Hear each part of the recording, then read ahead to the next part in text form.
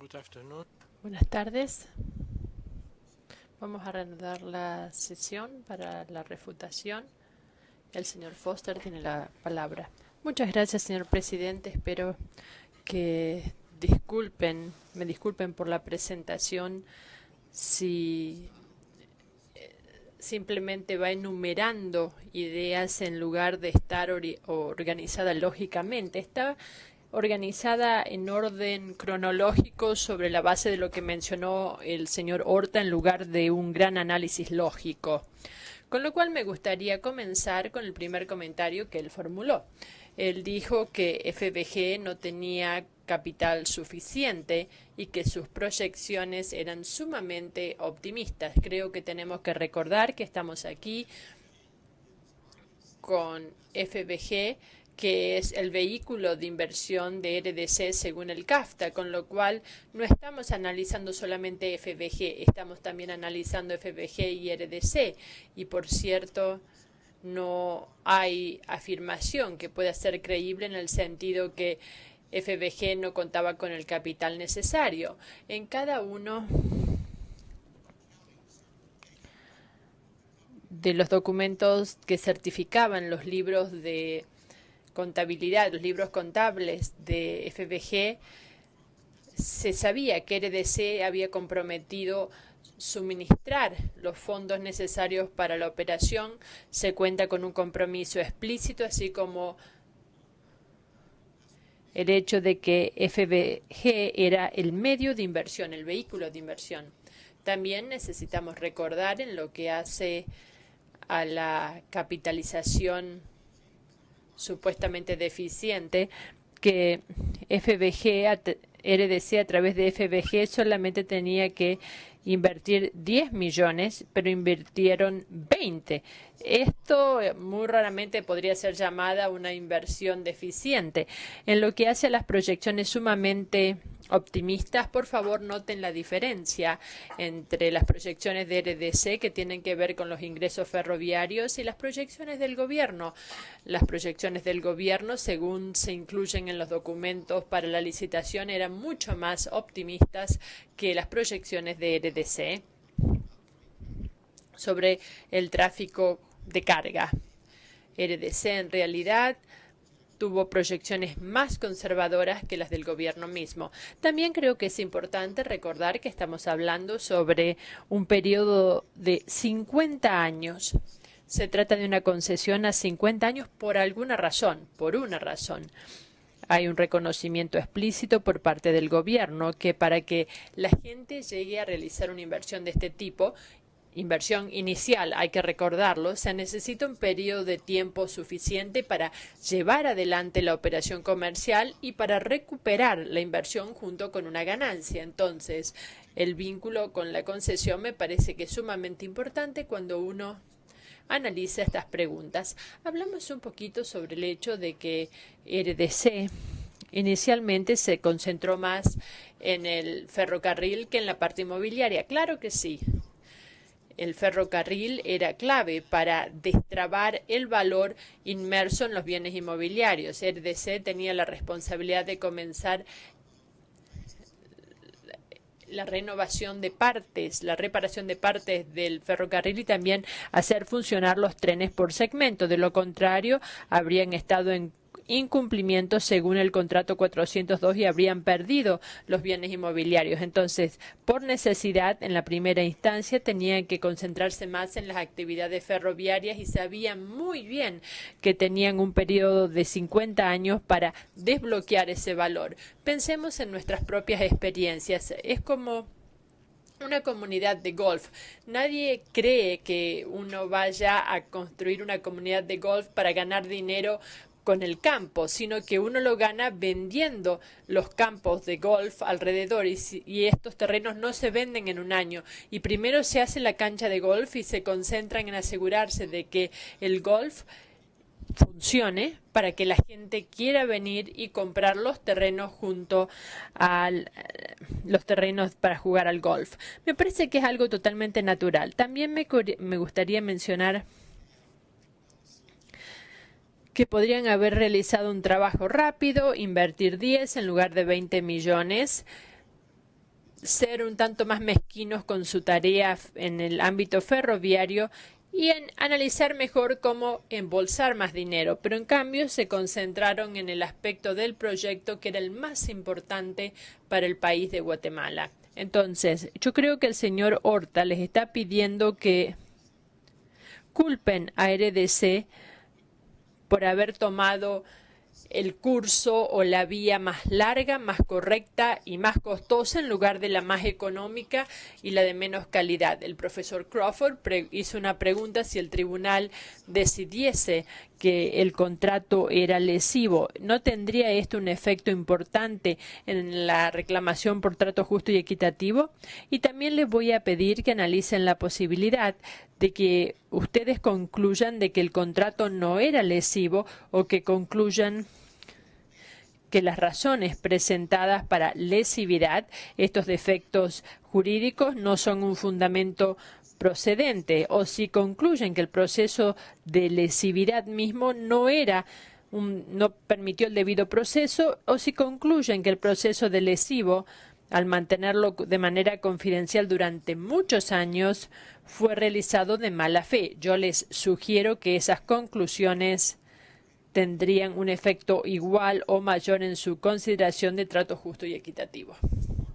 El señor Horta les dijo que la licitación pública no era solamente un tecnicismo. Es interesante que un tanto más adelante en su presentación él admitió que en la evaluación original del contrato el tema de la licitación pública ni se mencionó, se basó en la aprobación presidencial, no la licitación pública. Entonces, ¿qué tenemos aquí? Tenemos una conducta por parte de la demandada a través de 9 opiniones secretas y separadas de diferentes abogados que crearon simplemente una situación sin salida, en la cual había un problema que se lo crearon para ellos mismos sobre la falta de licitación, decidieron declarar lesivo y una vez que crearon ese problema, a diferencia de la presidencia, de la aprobación presidencial, no es tan fácil de resolver. Entonces, en lugar de crear estos problemas para ellos mismos, cuando identificaron la falta de aprobación presidencial como un problema para el contrato, si simplemente hubiesen hecho lo que tenían que hacer dentro de sus facultades, es decir, obtener la aprobación del presidente, de ese presidente o de cualquier otro presidente que asumiese el poder en adelante, no estaríamos ahora enfrentando lo que enfrentamos hoy. Pero el carácter absurdo de esta idea queda revelado por la declaración del doctor Gramajo, cuando se le pidió que hablara sobre la necesidad de otra licitación, contestó: temíamos que FBG no ganase la licitación. Es incomprensible que la razón real por la cual no organizaron la licitación pública fue porque temían que FBG no ganase, según la doctrina del doctor Gramajo y el grado de determinación en su campaña durante muchos años, con 9 opiniones jurídicas separadas para declarar que este contrato fuese lesivo. Les está tratando de decir que la razón por la cual no querían una licitación pública era que temían que ganase FBG.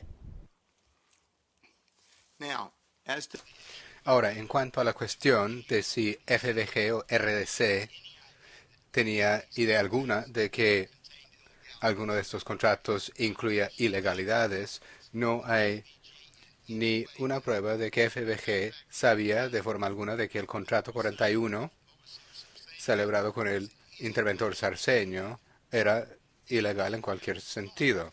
Si hubiesen pensado que era ilegal, habrían intentado reemplazarlo con el 43 o 158 si pensaban que podía haber una ilegalidad posible en el 143 y 158 también. Nadie haría esto.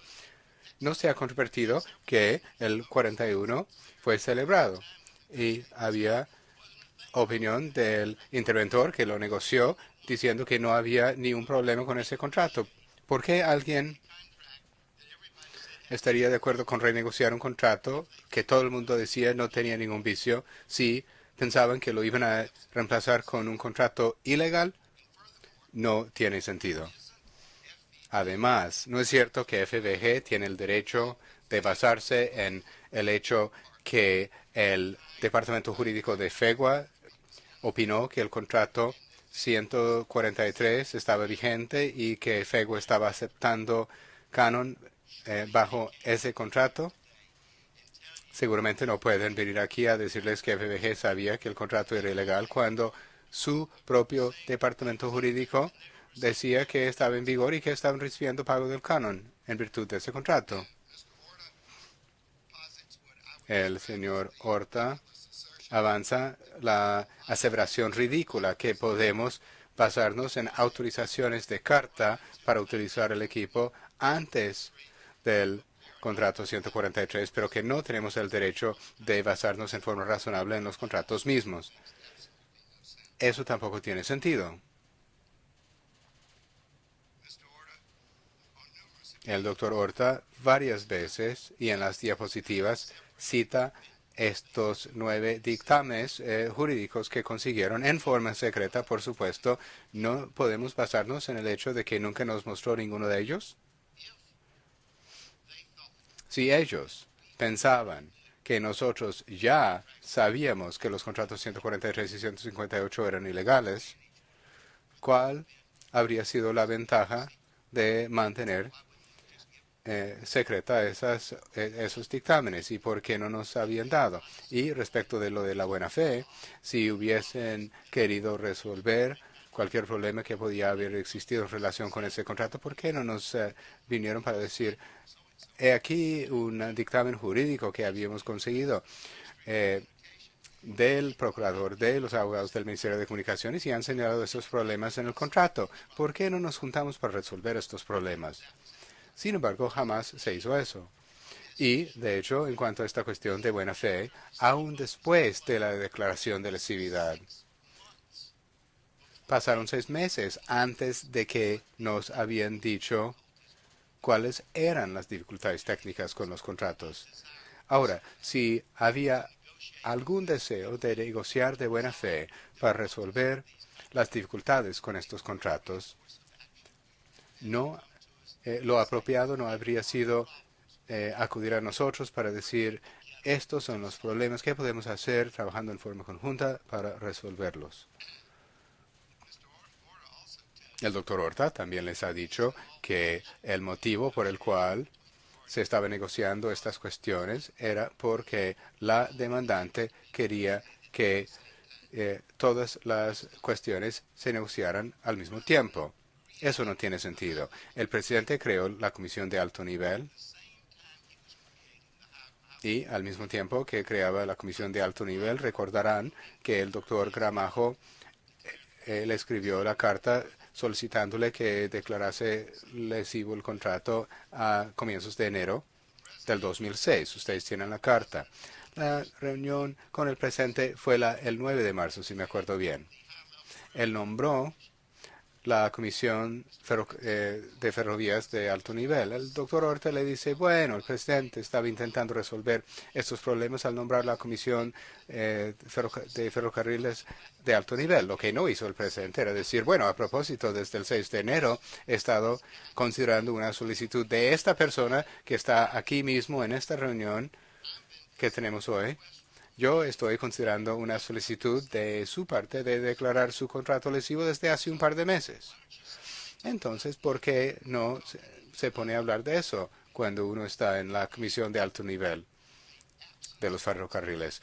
De hecho, el no decirle a nadie del proceso de lesividad mientras se reunía en la comisión de alto nivel es en su contra y no a su favor. Si hubiesen estado negociando de buena fe, todo esto habría estado sobre la mesa y FBG habría tenido la oportunidad de decir, espere un momento, esos contratos no son lesivos. Usted dice que son lesivos por motivo X, pero no es así. Usted dice que por motivo Y, pero no es así. Lo dice por motivo Z. Vamos a arreglar esto. Pero no se hizo nada de esto. La idea que el presidente iba a crear una comisión y nombrar a alguien para manejarlo sin decir a esa persona que durante 2 meses ha estado contemplando la posibilidad de declarar este contrato lesivo. La idea que eso es actuar de buena fe frente al concesionario es absurdo.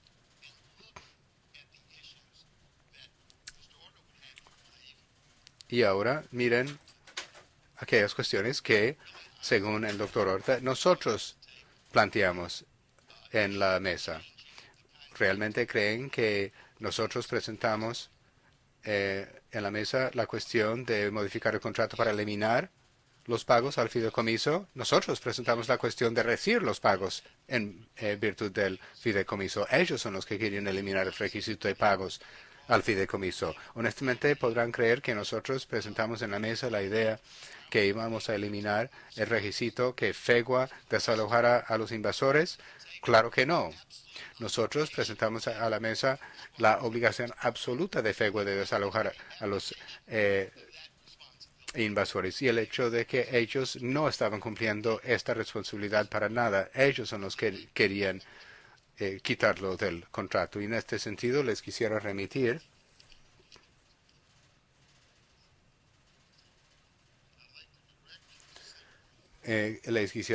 al C-44 que tenía aquí.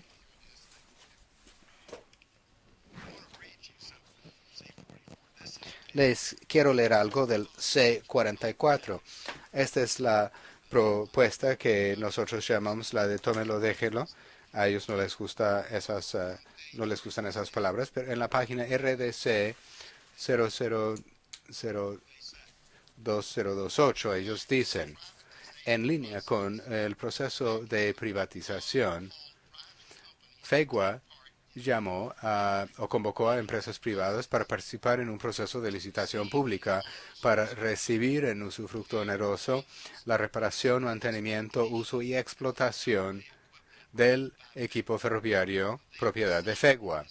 Ellos están recitando en este documento que ellos elaboraron que había un proceso de licitación pública para el contrato del equipo. Como resultado de tal proceso, Ferrovías fue adjudicado el contrato de usufructo oneroso que tenía que ver con el equipo ferroviario, tal como quedó documentado en la escritura pública 143. Están recitando en este documento que el contrato 143 fue adjudicado por licitación pública. El motivo por el cual este documento dice esto es porque fue así que ellos decidieron arreglar el problema. Si ellos hicieron que Ferrovías se pusiera de acuerdo con las demás exigencias de este documento, iban a arreglar el problema de la licitación pública al simplemente declarar que se había dado. Ahora, solo hay dos posibilidades. O no escribieron o no leyeron lo que escribieron, o que eso es lo que querían decir y eso es lo que iban a hacer. Yo no creo que podrán concluir que no querían decir lo que escribieron o que no lo habían leído. Y si puede seguir a la siguiente página en este documento y a ver qué es lo que ellos quieren que nosotros firmemos ese día. Recordarán que nos entregaron esto el 24 y se iba a declarar la adhesividad al día siguiente. Entonces, lo que ellos dicen en cuanto a que había posibilidad de negociaciones serias no es así, solo había un día. Y además están hablando de renegociar el contrato 42 para reestructurar el plan de rehabilitación nacional del ferrocarril, entregar aquellos tramos de la red ferroviaria que todavía no se han rehabilitado, si hay otro donde puede haber interés en otros inversores, recibir tramos del ferrocarril que no tienen invasores. Eso es el contrato 402, no el 143. Lo primero que hablan de renegociar es el 402. Luego hablan de renegociar el contrato 820 al hablar de comisiones de modificación de ferrocarril diferente y para actividades diferentes a los ferroviarios y que FEGUA no tenga que estar vinculado por la obligación de llevar a cabo más desalojos. Nada de esto tiene que ver con el equipo ferroviario. Y finalmente llegan al 143 y quieren modificar el fideicomiso. Es también el 820. Quieren modificar los pagos al fideicomiso en cuanto al monto que FEGUA tiene que aportar al fideicomiso. Y finalmente, al pie de la página, llegan al contrato 402, modificaciones al contrato que tiene que ver con equipo ferroviario para rectificar aquellos términos que se consideran causan lesión. Y no nos dicen cuáles son. Y luego la parte que realmente les era de interés, que son las modificaciones al monto de los pagos.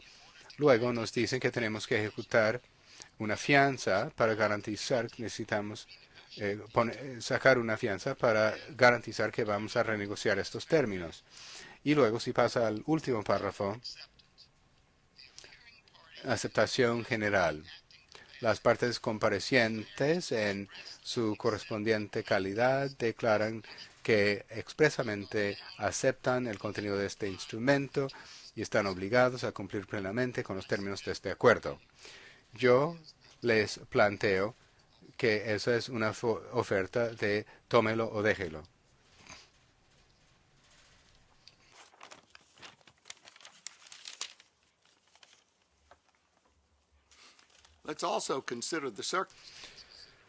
Debemos considerar además las circunstancias de la reunión donde se presentó esta oferta de tómelo o déjelo.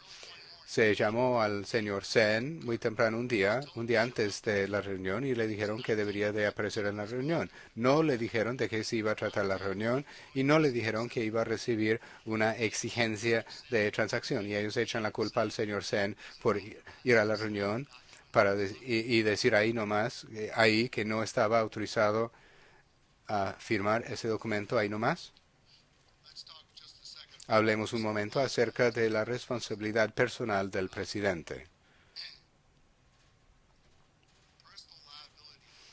La responsabilidad personal del presidente, ese motivo no está incluido en ninguno de los 9 dictámenes que consiguieron respecto a la lesividad. Este es un invento ex post facto de la demandada en un intento por justificar lo que hicieron. Por cierto, no fue la base sobre la que nadie haya dicho que había que declarar la lesividad. Ahora hablemos de la inversión de $50 millones que el presidente exigió que hiciéramos. Señores, ustedes vieron un video del presidente donde planteaba esta exigencia. Escucharon, pero no era de buena calidad, un audio del presidente haciendo la misma exigencia por radio. Nosotros les mostramos no menos de 8 recortes periodísticos y todos tienen, de una u otra forma, hablan de la misma exigencia. Pero lo que es más importante, estos informes periodísticos no confiables incluyen la Gaceta Oficial del Gobierno. C-131 es la publicación en el Diario de Centroamérica. Esa es la publicación oficial. Y dice que el presidente Berger, Berger explicó que la declaración de lesividad surge del hecho que la inversión de 50 millones en virtud de ese contrato no ocurrió. Su publicación oficial. Ellos creen que ustedes crean que no eran más que unos corresponsales locos, dando vueltas informando sobre cosas que nunca se habían dicho.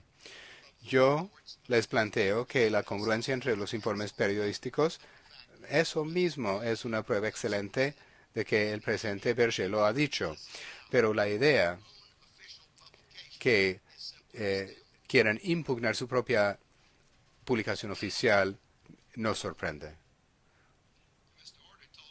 Y el doctor Horta les dijo que le pareció extraño que todas las cartas de proveedores, clientes y los demás llegaron justo después de la lesividad. Si no hubiesen llegado justo después de la lesividad, el doctor Horta habría dicho, si estaban tan preocupados, es raro que no hayan escrito justo después de la lesividad, pero no puede tener ambas situaciones. Además, en el cronograma del doctor Horta, de los sucesos en relación con el señor Campollo, ha excluido la reunión del 15 de marzo del 2005, cuando el señor Pinto amenazó a FBG en forma explícita. De hecho, él dijo que FBG podría ser permitido a participar en sus propios tratos. Una oferta muy generosa del señor Pinto. Un punto menor, pero el doctor Horta intentó decir que el señor McSwain fue contratado en el 2006.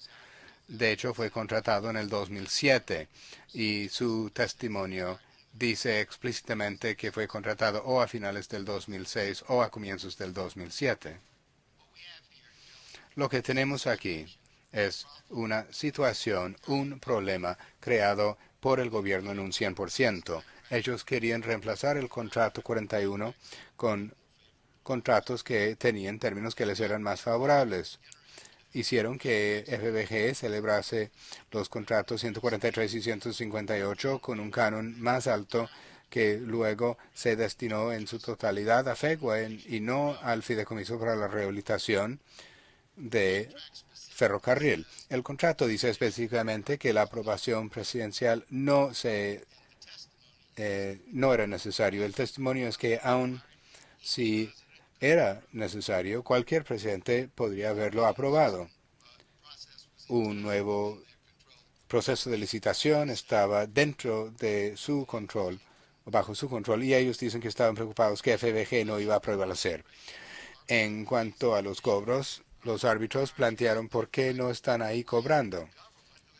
Pues por qué no es que el gobierno, que es el invasor principal, por qué no está pagando. Esa es la verdadera cuestión. Ellos no pueden venir aquí y defender y decir que nuestro reclamo de daños y perjuicios sufre de falta de prueba cuando ellos son el invasor principal que no nos está pagando.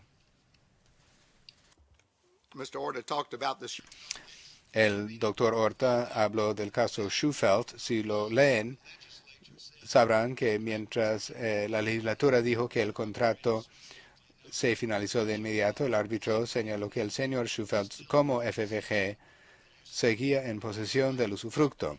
Y a pesar de que tenía posesión continua, los árbitros determinaron que había una expropiación. En cuanto a la indemnización, ellos quieren que ustedes crean que han ofrecido indemnización. Ellos dicen que podemos recibir nuestro dinero de vuelta, pero en el procedimiento sobre la ciudad, pero el único dinero que podemos recibir de vuelta es el canon que hemos pagado y no la indemnización por la expropiación o por la falta de trato justificativo.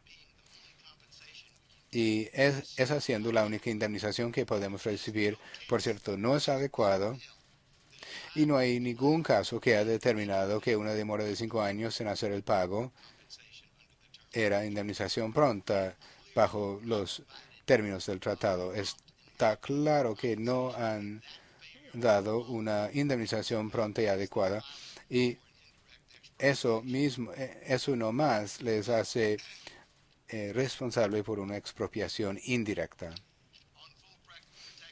En lo que hace a la plena protección y seguridad, el doctor Horta dice que nosotros hemos mencionado algunos casos en los cuales nosotros creíamos que el gobierno no había actuado con suficiente rapidez. Es importante señalar que todo lo que les mostramos acerca de las acciones del gobierno, tanto antes de recibir el usufructo y después de la lesividad, todos esos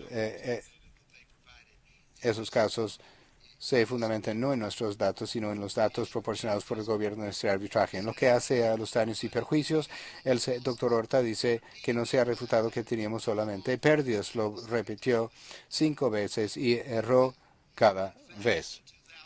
De hecho, en el 2004, como ustedes saben, si toman en cuenta el dinero que se suponía que FEGWA iba a pagar bajo el fideicomiso, nosotros sí éramos rentables. Entonces, es absolutamente incorrecto decir que es un negocio que nunca ha sido rentable. De hecho, si uno analiza el EBITDA de la empresa, el EBITDA de la empresa iba hacia arriba, o sea, había una tendencia positiva y tenían un buen hábitat en el 2003 y 2004 y si no fuera por el huracán Stan en el 2005. Ahora, en cuanto al laudo, cuando ustedes concluyen, y creo que concluirán así, les insto a que concluyan así, cuando ustedes concluyen que RDC tiene derecho a un laudo sobre el fondo, habrán concluido en ese momento que RDC tiene razón, 2 veces sobre competencia y 1 vez sobre el fondo.